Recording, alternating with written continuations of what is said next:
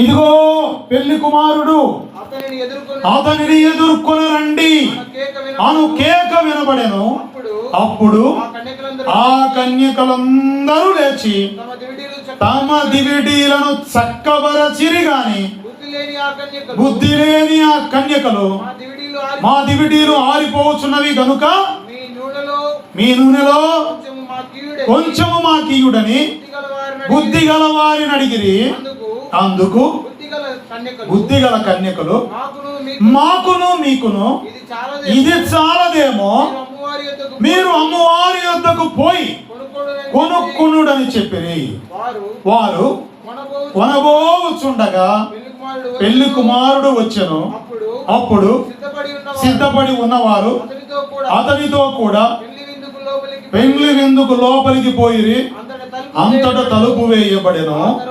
ఆ తరువాత తక్కిన కన్యకలు వచ్చి అయ్యా అయ్యా మాకు తలుపు తీయమని అడగగా అతడు మిమ్మల్ని ఎరుగనని మీతో నిశ్చయముగా చెప్పుచున్నానెనను ఆ దినమైనను గడి అయినను మీకు తెలియదు గనుక మెలకువగా ఉండుడి. మళ్ళీ చెప్దాం అందరం కలిసి, మెలకువగా ఉండుడి, మెలకువగా ఉండుడి. దేవునికి మహిమ కలుగును గాక. ఈ వాక్యం అందరి వినికిడిలో దేవుడు దీవించి ఆశీర్వదించును గాక. చూడండి ప్రియమైన వారలారా, ఇక్కడ గమనించినట్లయితే ఎన్నో మార్లు ఈ వాక్యాన్ని మనం చదివి ఉండొచ్చు, విని ఉండవచ్చు. అయితే దేవుడు నాకు అనుగ్రహించిన కృపను బట్టి ఆయన చెప్పమన్న విషయాలను మీతో నేను పంచుకుంటాను. చూడండి, పరలోక రాజ్యం ఎలా ఉంటుందట అంటే, తమ దివిటీలను పట్టుకొని పెళ్లి కుమారుని ఎదుర్కొనుటకు బయలుదేరిన 10 మంది కన్యకలను పోలి ఉన్నది అంటున్నాడు. అందరి చేతుల్లో ఏమున్నాయి? అందరి చేతుల్లో ఏమున్నాయి? దివిటీలు ఉన్నాయి. అందరి చేతుల్లో దివిటీలు ఉన్నాయి. అందరి చేతులు ఏమున్నాయి? బైబిల్ ఉన్నాయి, మంచిది. దివిటీలు ఉన్నాయి. అందరూ దేనికోసం వెళ్ళారట? అందరూ దేనికోసం వెళ్ళారు? పెళ్లి కుమారుణ్ణి ఎదుర్కోవడానికి అందరూ వెళ్ళారు. 5 మందే వెళ్ళారా? కాదు, అందరూ వెళ్ళారు. అందరూ వెళ్ళి పెళ్లి కుమారుని ఎదుర్కోవడానికి అందరూ వెళ్ళారు. ఇక్కడ అందరి చేతులు ఏమున్నాయి? దివిటీలు ఉన్నాయి. అయితే ఇక్కడే వీరు 5గురు బుద్ధి లేని వారట, 5గురు బుద్ధి గలవారు. కానీ వీళ్ళందరూ కన్యకలే అని బైబిల్ చెప్తుంది. ఎవరట? వీళ్ళందరూ కన్యకలే, కానీ 5 మంది బుద్ధి లేని వారు, 5గురు బుద్ధి గలవారు. అందరి చేతుల్లో దివిటీలు ఉన్నాయి. అందరూ పెళ్లి కుమారుని ఎదుర్కోవడానికి వెళ్ళిన వారే. జాగ్రత్తగా వినండి. అందరూ రక్షింపబడ్డారా? ఇక్కడ ఉన్న అందరి చేతుల్లో దివిటీలు ఉన్నాయా? అందరూ రక్షింపబడ్డారా? రక్షింపబడ్డారా? మంచిది. అందరి చేతుల్లో దివిటీలు ఉన్నాయి. అందరికీ రక్షణ అనుభవం ఉంది. పాపంలో నుండి విమోచించబడి క్రీస్తు రక్తము చేత కడగబడి ప్రత్యేకపరచబడి దేవుని రాజ్యంలోనికి చేర్చబడ్డానికి సంఘంలోనికి వచ్చారు. అందరికీ రక్షణ ఉంది. మంచిది. అందరూ ప్రభు కొరకు కనిపెట్టుకుంటున్నట్టే ఉన్నారు అందరూ కదా. ఈరోజు మనం చూస్తున్న అనేక మంది, మనం మాత్రమే కాకుండా ప్రభువును ఎరిగిన వారు అనేక మంది ప్రభు రాక కోసం అందరూ రక్షింపబడిన తర్వాత అందరికీ ఉన్న ఆలోచన ఏంటి? పరలోక రాజ్యంలో చేరాలి, నిత్య జీవం పొందాలి, ప్రభువు చెంతన యుగయుగాలు ఉండాలి అనే ఆశతోనే అందరూ రక్షణ పొందుతారు కదా.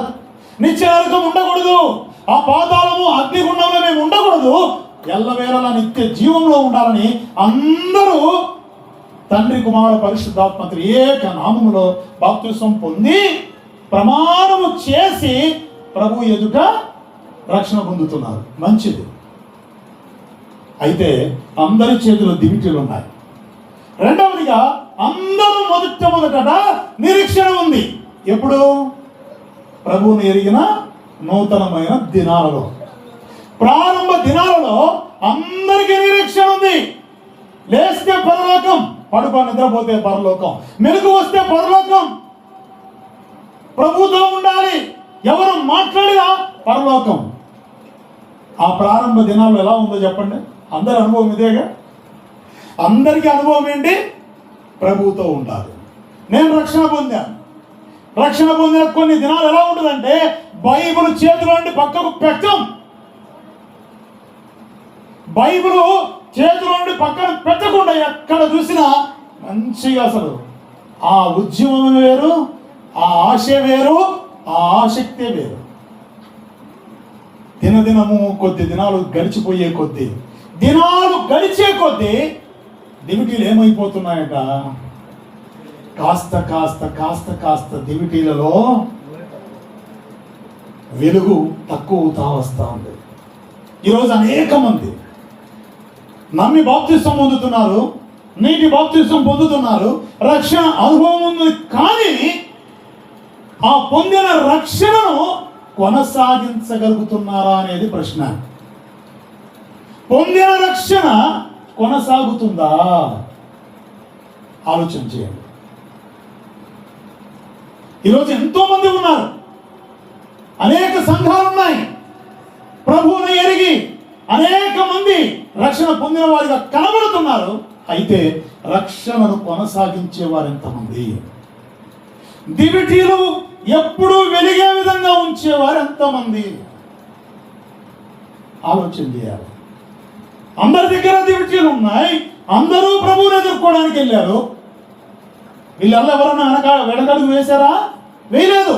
అందరూ దివిటీలు పట్టుకొని ప్రభువుని ఎదుర్కోవడానికి వెళ్తున్నారు. వెళ్ళారు కూడా. వెళ్ళి ఇక్కడ ఏం చేశారట? కన్యకలు అంటే పాప మాలిన్యములో నుండి, నీచమైనటువంటి దుర్భరమైన జీవితంలో నుండి, అవివేకము చేత, ఇదిగో అపరాధముల చేత చచ్చిన వారమై, కలంకము చేత మనము చచ్చిన వారమై ఉండగా తన కుమారుని స్వరక్తము చేత మనందరినీ పరిశుద్ధపరచడానికి మరణానికి అప్పగించాడు తండ్రి. అట్టి కుమారుడు ఆయన చిత్త ప్రకారముగా తన కృప చేత మనందరినీ మాలిన్యాన్ని కడిగి పాపము నుండి విమోచించి కన్యకలుగా తయారు చేసి నిశ్చితార్థం చేసుకుని వెళ్ళిపోయాడు. అర్థమైందా? ఇప్పుడు మనందరం ఎవరయ్యా అంటే కన్యకలం. ఆయన కోరిక కూడా ఏంటి? మత్సైననో ముడతైననో మరేదైననో కలంకమైననో లేనిటువంటి సంఘముగా సిద్ధపడాలనేదే ఆయన ఇష్టం. అందుకు ఆయన ప్రాణం పెట్టాడు, రక్తాన్ని చిందించాడు.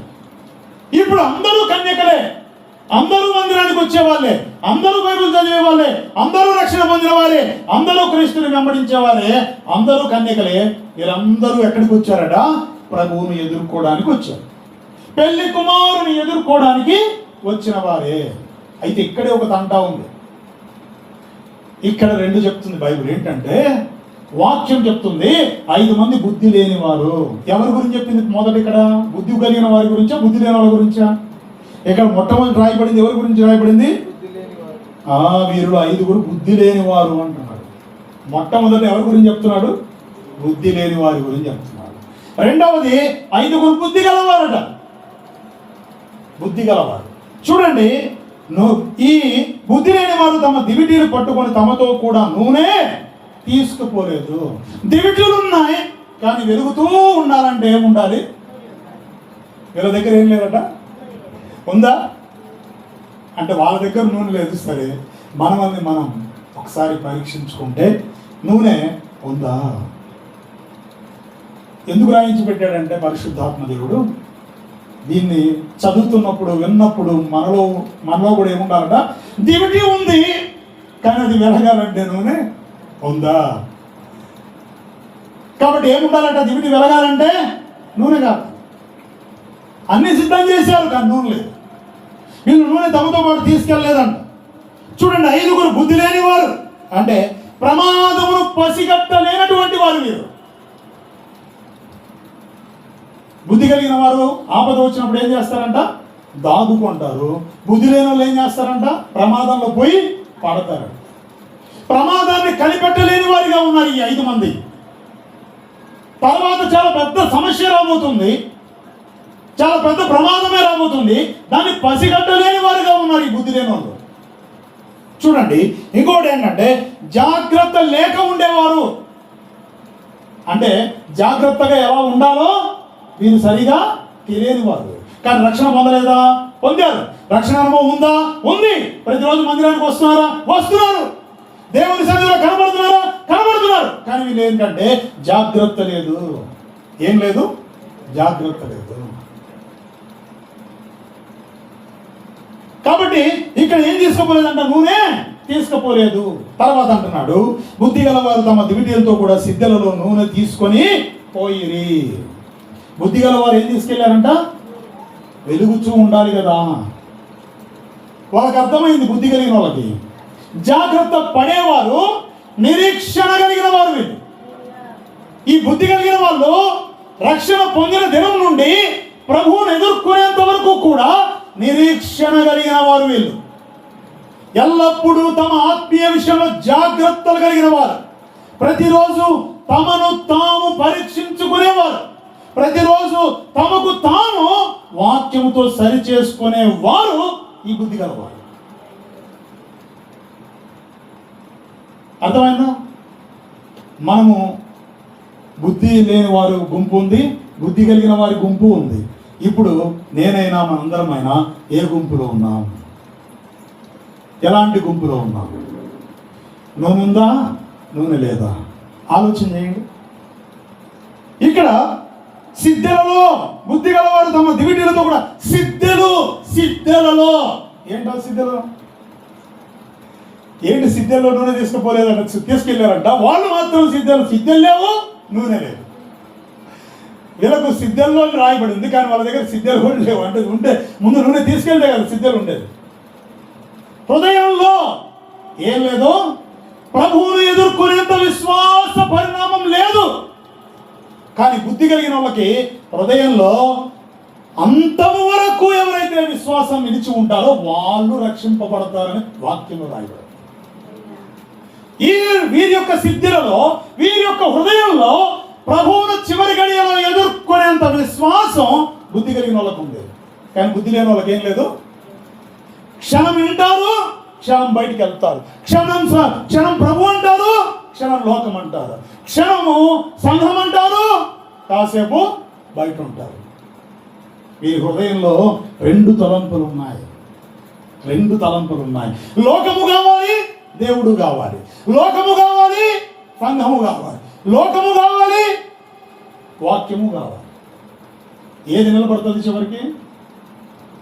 లోకానికి అయస్కాంతాలు ఒక 100 అయస్కాంతాలు వేసి లాగినంత ఆకర్షణ శక్తి ఇంకా ఎన్ని అయస్కాంతాలు లాగా ఉంటుందో దాని పవర్ కదా, చాలా స్పీడ్గా ఆకర్షిస్తారు.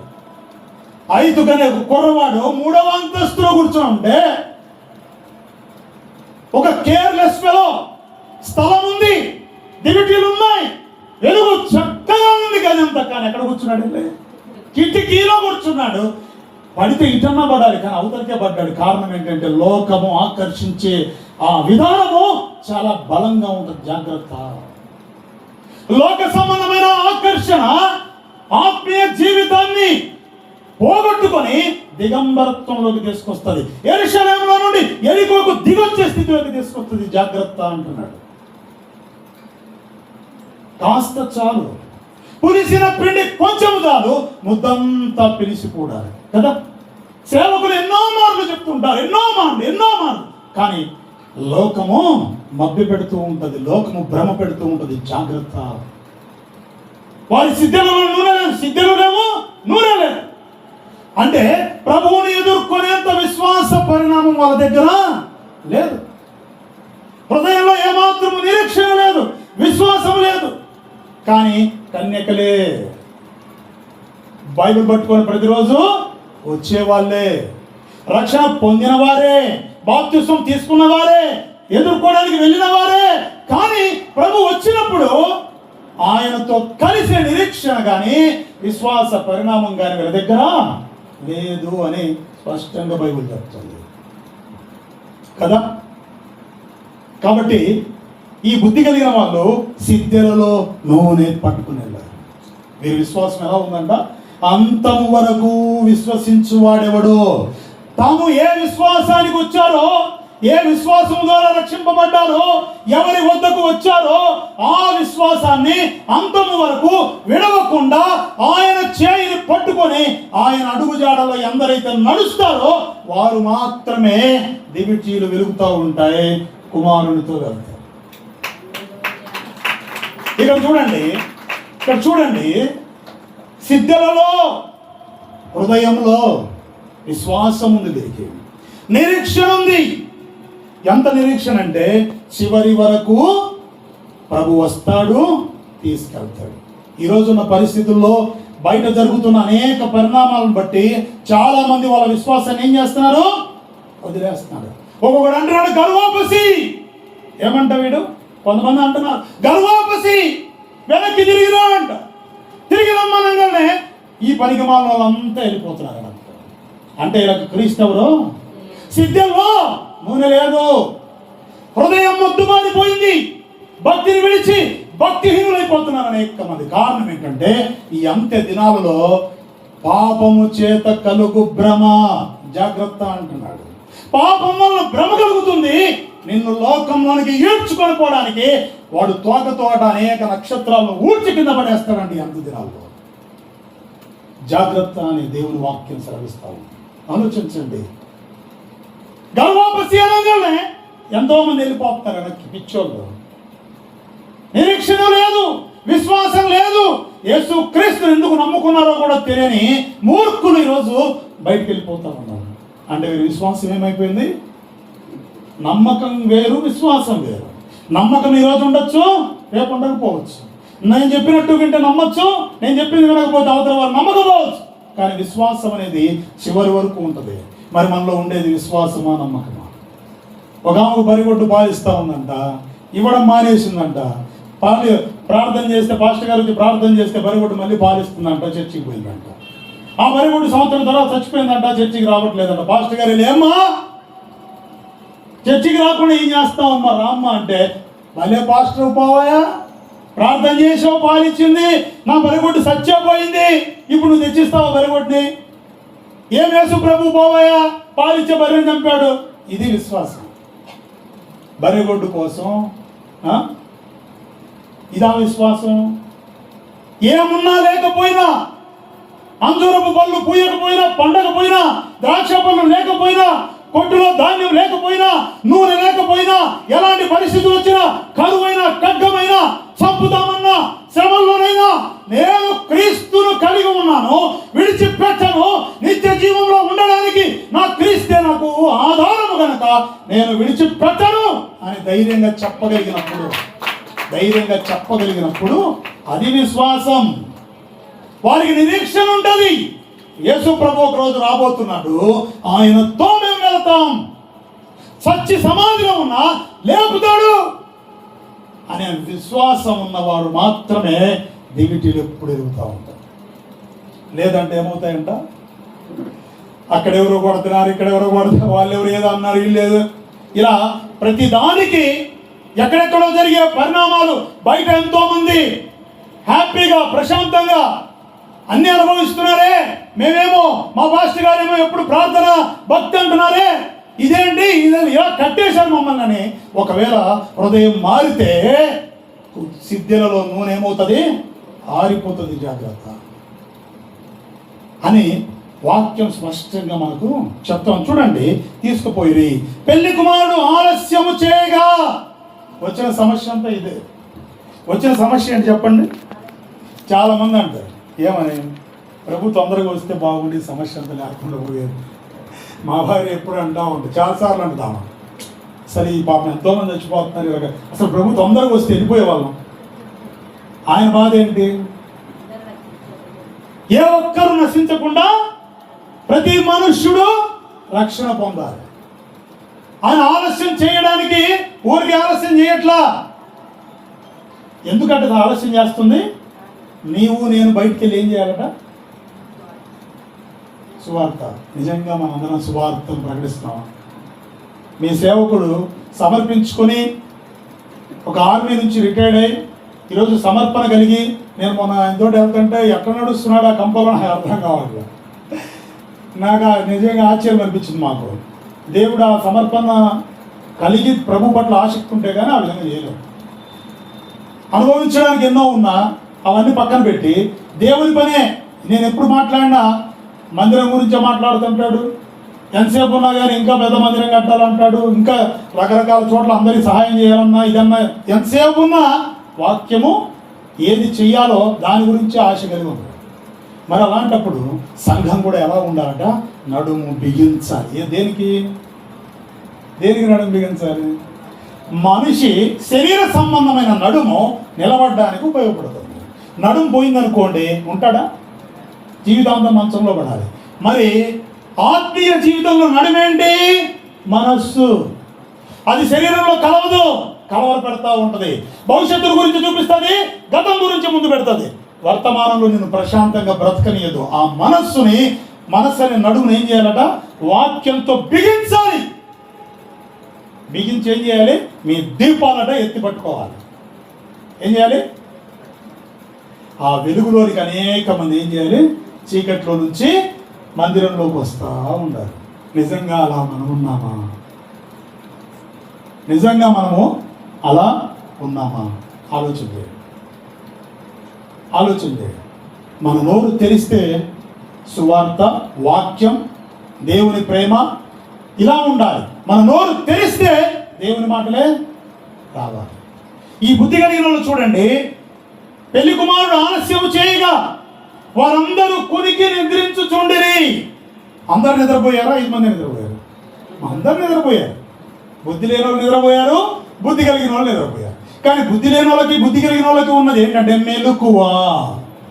బుద్ధి కలిగిన వాళ్ళకి ఏముందంటే ఆత్మీయతలో మెలకు ఉంది. బుద్ధి లేని వాళ్ళకు విశ్వాసము లేదు, నిరీక్షణ లేదు, మెలకువ లేదు. కొత్తగా డ్యూటీలు అయితే తెచ్చుకున్నారు కానీ వెలిగించడానికి, ఆ వెలుగు ఉండడానికి నూనె లేదు. మొత్తానికి వాళ్ళతో పాటు వీళ్ళు నిద్రపోయారు. అందరూ నిద్రపోయారు. కారణం ఏంటి చెప్పండి? పెళ్లి కుమారుడు. మన పరిస్థితి కూడా అదే. ప్రభు వస్తాడు యేసయ్య రాకడలో అని పాటలు కూడా మనం ఏం చేస్తాం? మంచిగా పాడతాం. కానీ ఎన్ని రోజులు చూసినా ప్రభు మాత్రం రాడు. కానీ ఇక్కడ విశ్వాసం ఏమవుతుంది చెప్పండి? ఆధార్ కార్డులు పోతాయంట, రేషన్ కార్డులు పోతాయంట, ఇంట్లో ఎవరైనా ప్రభువుని నమ్ముకుంటే కట్టేసి కొడతారంట, ఇంట్లో వాళ్ళే అప్పగిస్తారంట తొందరలో. ఇవన్నీ అప్డేట్ అయి తెలిసే కొద్దీ యేసు ప్రభు దేవుద్ర నాయన మీకు దండం, నేను కూడా మీతో కలిసిపోతానంటారు చాలా మంది రాబోయే రోజులు. చూడండి కావాలని. అర్థమైందా? ఇప్పుడు వచ్చే జనాభా లెక్కలన్నీ నెక్స్ట్ వచ్చేదానికి సూచన. నెక్స్ట్ జనాభా లెక్కలు వస్తాయి. ఎలా వస్తాయంటే, మీ ఇంట్లో ప్రభువు నమ్ముకున్న వాళ్ళు ఉన్నారా? యేసు ప్రభువు నమ్ముకున్న వాళ్ళు ఉంటే రేషన్ కార్డు తీస్తాం, ఉంటే మీకు వచ్చే లాభాలన్నీ తీసేస్తాం. ఆ వ్యక్తిని బయటికి పంపియండి, మీకు ఇస్తాం. ఎవరు కావాలా? లాభాలు కావాలా? అతను కావాలా? అప్పుడట ఇంట్లో వాళ్ళు అతను ఏం చేస్తారట? బైబిల్లో ఉందా నేను చెప్తున్నానా? యేసు ప్రభువే చెప్పారుగా. అది జరగడానికి ఎన్నో రోజులు లేదు. అర్థమైందా? అప్పుడు మన సిద్ధలో నూనె ఉందో లేదో చెక్ చేసుకోవాలి. అప్పుడు ఆ పరిస్థితిని ఎదుర్కోవాలంటే ఎప్పటి నుంచి ఉండాలి? సిద్ధలో నూనె మొదటి నుంచి ఉండాలి. నువ్వు ఇస్తే ఎంత, ఇవ్వకపోతే ఎంత. ఈరోజు నాకు రేషన్ కార్డు లేదు, నాకు ఎటువంటి గవర్నమెంట్ నుంచి లాభాలే లేవు. గవర్నమెంట్ నుంచి రూపాయి తిను నేను కష్టపడుతున్నా, సంపాదిస్తున్నా. అవసరమైతే నేనే ట్యాక్స్ కడతాయి గవర్నమెంట్. కారణం ఏంటంటే రేషన్ కార్డుకి అప్లై చేసుకోమని మా అమ్మ మా నాన్న కూడా చెప్పారు. మీ రేషన్ కార్డులు వద్దు, మీ లాభాలు నాకు వద్దు. ఏ రోజైనా సరే ఐఎమ్ ఏ క్రిస్టియన్, నేను క్రైస్తవుని, నాకు అవసరమే లేదు. అట్లా నేను తీసుకున్న నిర్ణయం అది. అందుకే ఇప్పటికీ నాకు ఏ లాభం మీద లేదు. నేనే ట్యాక్స్ కడతాను గవర్నమెంట్. నాకు వచ్చే ఇన్కంలో, నేను చేసే బిజినెస్లో నాకు వచ్చే దాంట్లో నేనే ట్యాక్స్ తిరిగి గవర్నమెంట్కి కడుతున్నాను. కాబట్టి అలాంటి పరిస్థితులు ఎదుర్కొనేంత నూనె మన సిద్ధలో ఉందా ఆలోచన చేయాలి. తర్వాత చూడండి, అందరూ నిద్రించారు. ఎందుకంటే ఆయన ఆలస్యం చేస్తున్నాడు. అంటే ప్రభు రావడానికి ఆలస్యం అయ్యే కొద్దీ చాలా మందిలో విశ్వాసం ఏమవుతుందని బైబిల్ చెప్తుంది. అనేకుల్లో ప్రేమ ఏమవుతుందంట? చల్లారుతుందంట. ప్రేమ చల్లారడం ఏంటి అంటే, పలానా అవసరతలు ఉన్నాయంటే పలికేవారు ఉండరు, పలానా ఇబ్బందులు ఉన్నాయంటే పలికేవారు ఉండరు. కారణం ఏంటంటే లోపల ఏమవుతుంది? ప్రేమ చల్లారిపోతూ ఉంటుంది. సువార్తను చెప్పాలన్న ఆశ పోతుంది. అరే పక్క వాళ్ళకి వీళ్ళకి సువార్త చెప్పి మందిరాన్ని నడిపించాలి, ఆశలు పోతాయి. చిన్నగా ఇంట్లో ఉన్న పరిస్థితులను నుంచి, బయట ఉన్న పరిస్థితులను బట్టి, లోకంలో జరిగే పరిస్థితులను బట్టి సిద్ధలో నూనె ఆరిపోయి చివరికి గుండె ఎండిపోయిన స్థితికి వస్తుంది. జాగ్రత్త. అర్థమైందా? కాబట్టి ఎలా ఉండాలట? సిద్ధలో ఎప్పుడు నూనె బలంగా ఉండాలి. ఎలాంటి పరిస్థితులు వచ్చినా మనము ప్రభువును ఎదుర్కోవడానికి సిద్ధపడిన వారి వలె ఉండాలి. చూడండి, ఇక్కడ ఆలస్యం అయ్యేసరికి ఇన్ని పరిస్థితులు వచ్చాయి. తర్వాత అర్ధరాత్రి వేళ, ఏ సమయంలో అంట? ఏ టైంలో అంట? మంచి నిద్రలో ఉన్నారు, మంచి నిద్ర. అర్ధరాత్రి వేళ ప్రభు ఏమన్నాడు? ఆ దినం దొంగ వలె, దొంగ వచ్చినట్లు. అంటే దొంగ అంటే ఆయన దొంగని కాదు, దొంగ ఎలాగైతే వచ్చే సమయం మనకు తెలియదో అలాగే ఆయన వచ్చే సమయము ఈ లోకంలో ఏ మనుషుడికి తెలియదు, దేవదూతలకు తెలియదు, చివరికి కుమారునికి కూడా తెలియదు, తండ్రికి మాత్రమే తెలుసు. ఎల్లో నీ సంఘాన్ని తెచ్చుకోపో, ఇదిగో నీ వధువుని తెచ్చుకోపో, ఎల్లో అని ఆయన ఆజ్ఞ ఇచ్చినప్పుడు ఆయన వచ్చేస్తాడు అంతే. కానీ జరుగుతున్న పరిస్థితులను బట్టి ఆయన ఎక్కడున్నాడో మాత్రమే మనం గ్రహించుకోగలం. అది జ్ఞానం ఉన్న వాళ్ళు మాత్రమే గ్రహించగలరు, సిద్ధలో నూనె ఉన్న వాళ్ళు మాత్రమే గ్రహించగలరు, బుద్ధి గల వారు మాత్రమే గ్రహించగలరు. వారు సిద్ధపడతారు. ఇక్కడ కునికి నిద్రపోయారు. అర్ధరాత్రి వేళ ఇదిగో పెళ్లి కుమారుడు, అతన్ని ఎదుర్కొనరండి అని కేక వినపడదు. కడబూర శబ్దం ఏంటట? ఆర్భాటముతో, ప్రభావముతో ఎలా వస్తాడంట? కడబూరం మోగడానికి సిద్ధమై, కడబూరం మోగగానే కను రెప్పపాటు ఏమవుతూ ఉంటాం, అందరం మార్పు చెంది ప్రభువుని ఎదుర్కొంటాం. కానీ ఇక్కడ 5 మంది మిగిలిపోయారే, 5 మంది మాత్రమే బాగున్నారు. కానీ మిగతా 5 మంది పరిస్థితి ఏమైంది? మనమేమో సంతోషమే, మనకి ప్రభువుని ఎదుర్కోవాలంటే సంతోషమే, ప్రభుతో వెళ్ళాలంటే సంతోషమే. కానీ విడవబడిన వారి గురించి కూడా మనం తెలుసుకోవాలిగా, ఎందుకు విడవబడ్డారు. చూడండి, ఇక్కడ ఇదిగో పెళ్లి కుమారుడు వచ్చేసాడు అని కేక వినపడ్డదంట. బోర. ఒకరోజు బోర వినపడుతుంది. మనం ఉండొచ్చు, ఉండకపోవచ్చు, సమాధిలో ఉండొచ్చు. కానీ మన ఆత్మీయ జీవితాన్ని బట్టి ఆ రోజు తిరిగి లేస్తామో లేమో బ్రతికున్నప్పుడే నిర్ణయం తీసుకోవాలి, బ్రతికున్నప్పుడే సరి చూసుకోవాలి. నువ్వు బ్రతికున్నప్పుడు ప్రతి విషయంలో ఆత్మీయతలో వాక్యానుసారమైన భక్తి నువ్వు బ్రతికితే, నువ్వు సమాధిలో ఉన్నా నీ సిద్ధలో ఉన్న నూనె నిన్ను తిరిగి లేపుతుంది. క్షణంలో లేపుతుంది, రెప్ప పాటలు లేపుతుంది. కానీ సిద్ధలో లేదనుకో పరిస్థితి ఏంటి? కాబట్టి అప్పుడు ఆ కన్యకలందరూ లేచి, అందరు లేచారా లేకపోతే 5 మంది లేచారా? అందరూ లేచారు. పాపం పిలుపు వినపడదు కదా, అందరికీ వినపడింది. ఇదిగో పెళ్లి కుమారుడు వచ్చాడని ఆ కడబూర అందరికీ వినపడింది. కానీ ఇక్కడ ఏమైందంట? చక్కబరిచిని కానీ బుద్ధి లేని ఆ కన్యకలు మా దివిటీలో ఆరిపోవచ్చున్నవి గనుక మీ నూనెలో ఏమని అడుగుతున్నారు? మీ నూనెలో కొంచెం మాకు ఇవ్వండి. ఎంత బుద్ధి లేని తాను. రక్షణ పూర్తిగా కొనసాగించాలిగా, రక్షింపబడ్డావు, ఆ రక్షణని అంతము వరకు కొనసాగించాలని ప్రభు అంటున్నాడుగా. కానీ వీళ్ళు ఏం చేశారు? దివిటీలు ఉన్నాయి కానీ వెలుగు లేదు, దివిటీలు ఉన్నాయి కానీ నూనె లేదు, దివిటీలు ఉన్నాయి కానీ అందించడానికి ఏమీ లేదు. ఇప్పుడు మా దివిటీలు ఆగిపోతున్నాయి అంటే వెలుగుతున్నాయనేగా. ఎప్పటి వరకు వెలిగాయి? ఆలస్యం కానంత వరకు వెలిగాయి. ఇక ఆలస్యం అయ్యే కొద్దీ ఈ దివిటీలన్నీ ఏమవుతున్నాయి? ఒక్కొక్కటి ఆరిపోతుంది. జాగ్రత్త. ఆయన ఆలస్యం చేస్తుంది ఇంకా నిన్ను సంపూర్ణతలోకి తీసుకురావడానికి తప్ప నిన్ను విడవడానికి కాదు. ఆయన ఆలస్యం చేస్తుంది నిన్ను ఇంకా సరిదిద్దుకోమని చెప్పడానికే తప్ప నిన్ను విడవడానికి కాదు. ఆయన ఆలస్యం చేస్తుంది నిన్ను ఈ లోకంలో మరుసటి రోజు మళ్ళీ బ్రతికించి ఉంచుతుంది. ఎందుకంటే నీలో ఉన్న లోపాలను ఇంకా సరిదిద్దుకొని నీ దివిటిని వెలిగించుకుంటా. అంటే ఎంత కృప కలిగిన వాడు ఆయన. ఆలోచన చేయండి, ఎంత కృప కలిగిన దేవుడు. చూసి ఇక్కడ చూడండి, దివిటీలు ఆరిపోతున్నాయి అంటే కొంతకాలం వెలిగాయి కానీ ఆలస్యం అయ్యే కొద్దీ దివిటీలు ఆరిపోతున్నాయి. ఆలస్యం అయ్యే కొద్దీ రక్షణను కోల్పోతున్నారు. ఆలస్యం అయ్యే కొద్దీ అవిశ్వాసంలో పడిపోతున్నారు. ఆలస్యం అయ్యే కొద్దీ నిరీక్షణ కోల్పోతున్నారు. ఆలస్యం అయ్యే కొద్దీ అవిశ్వాసంతో జోడుగా ఉంటున్నారు. చివరికి ఏమైపోయింది? నూనె లేదు. బదులేమంటే అది ఇచ్చే నూనె కాదు. వాళ్ళు అంటున్నారు ఇది మాకు మీకు సరిపోదు అంటే అర్థం ఏంటంటే మేమిచ్చేది కాదు, ఇది మీకు ఈ నూనె మేమిచ్చేది కాదు, మీ అంతటా మీరు కలిగి ఉండాలి. చూసారా? మీ అంతటా మీరే కలిగి ఉండాల్సింది. ఇది మేము ఇస్తే రాదుది, అది ఇచ్చేవాడు యేసయ్యే. సేవకులు వాక్యం చెప్పినంత కాలం వినలా, ఆ వాక్యాన్ని బలంగా విశ్వసించాలా. వినుట వలన విశ్వాసం, ఆ విశ్వాసం మీరు ఏం చేయలేదు, నింపుకోలా. ఇప్పుడేమో మాకు కూడా కొద్దిగా అంటే మేమిస్తే అది వచ్చేది కాదు. జాగ్రత్తగా వచ్చేది ఏ సేవకుడు ఇస్తే వచ్చేది కాదు. ఆయన చెప్తున్నప్పుడే నింపుకోవాలి, ఆయన హెచ్చరిస్తున్నప్పుడే తీసుకోవాలి. సమయం అయిపోయింది, ఇప్పుడు లేదే. వాళ్ళు అమ్మ మీ దాంట్లో కొద్దిగా ఇవ్వమంటే వీళ్ళు అంటారు చూడండి ఇది మాకును మీకును చాలదేమో, మీరు అమ్మవారి వద్దకు పోయి కొనుక్కోండి చెప్పారు. అంటే అర్థం ఏంటంటే మేమిస్తే తీసుకునేది కాదు, ఇది మేము ఇవ్వగలిగింది కాదు, పరిశుద్ధత మేము ఇవ్వగలిగింది కాదు. మీకు యేసు ప్రభువే ఇవ్వాలి, వాక్యం ఇవ్వాలి. అది మీరు పోగొట్టుకున్నారు. చెప్పినప్పుడు వినలా, చెప్పినప్పుడు దిద్దుకోలా, చెప్పినప్పుడు సిద్ధపడలా. విశ్వాసం మేమిస్తే రాదు, వినుట వల్ల వస్తుంది. సంఘంలో నిద్రపోవడానికి వచ్చావు, ఏమొచ్చావు? సంఘంలో నిద్రపోయావు, ఒక మూలను ఆనుకొని ఒక స్తంభాన్ని ఆధారం చేసుకొని గోడను ఆధారం చేసుకొని నిద్రపోతువే. మరి విశ్వాసం ఎక్కడి నుంచి వస్తుంది? మేమిస్తే రాదది. వాక్యం వలన సేవకులు అమ్మారు నీకు, కానీ నువ్వు తీసుకోలేకపోయావు, అది నీ కర్మ. ఏం చేస్తావు? అర్థమైందా? కాబట్టి అడుగుతూ నిరీక్షణ మేమిస్తే రాదు.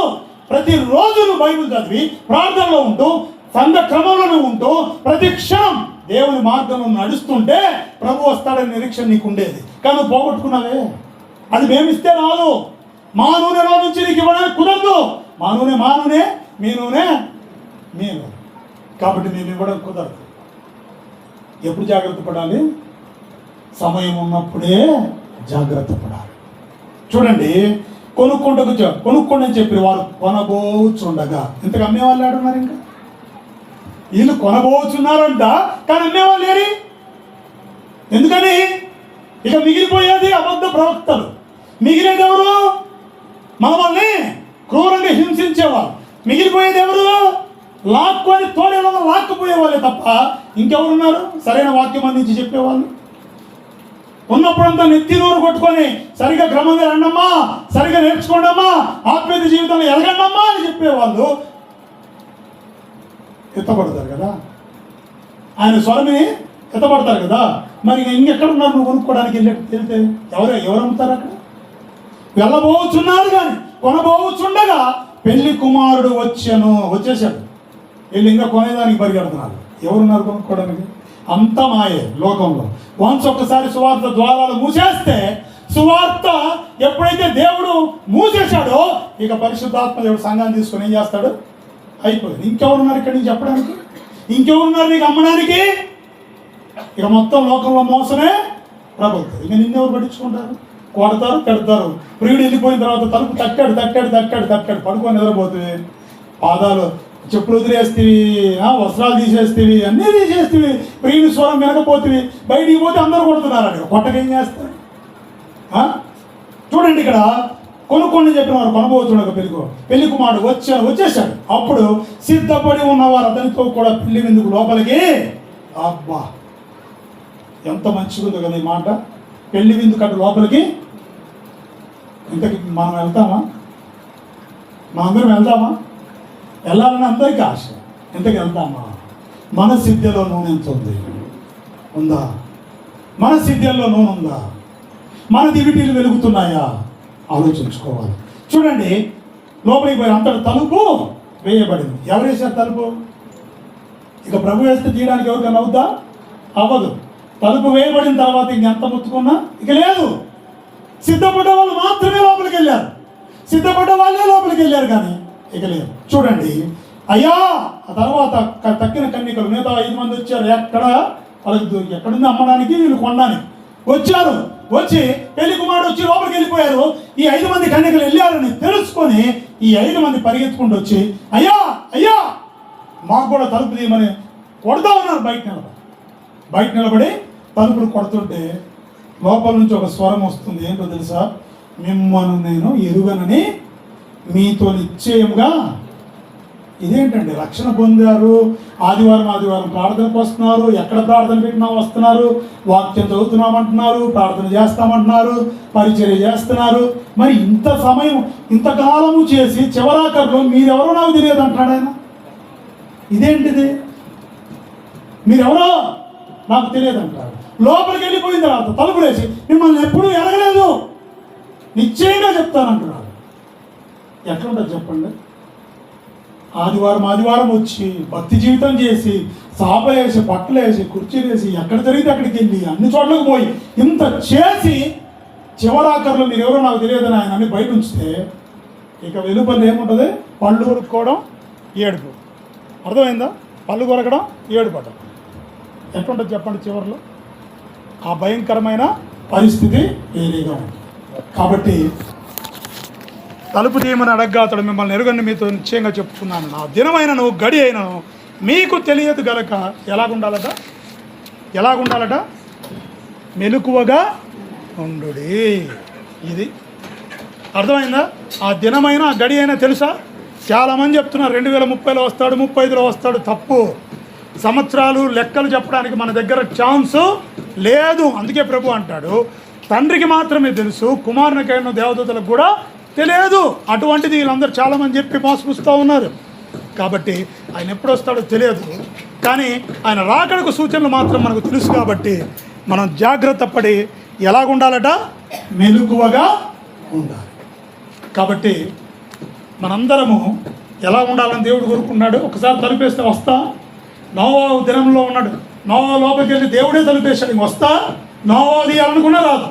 కాబట్టి మనం అలాంటి స్థితిలో లేకుండా సిద్ధ కలిగిన వారమై, ఆ సిద్ధలో నూనె కలిగిన వారమై, అంతము వరకు విశ్వాసం, అంతవరకు నిరీక్షణ, అంతము వరకు రక్షణ కాపాడుకునే వారమై బుద్ధి కలిగిన వారముగా సిద్ధపడి క్రీస్తుతో పాటు పెళ్లి విందుకు సిద్ధపడి లోపలికి వెళ్ళే వారముగా మనందరము ఉండాలి. ఆ బుద్ధి లేని వాళ్ళలాగా మాత్రం మనం ఉండకూడదు. అటు కృప ప్రభు మనందరికీ దయచేయునుగాక. ఈ వాక్యం మనందరి వెనుకలో దేవుడు దీవించి ఆశీర్వదించునుగాక. ఆమేన్.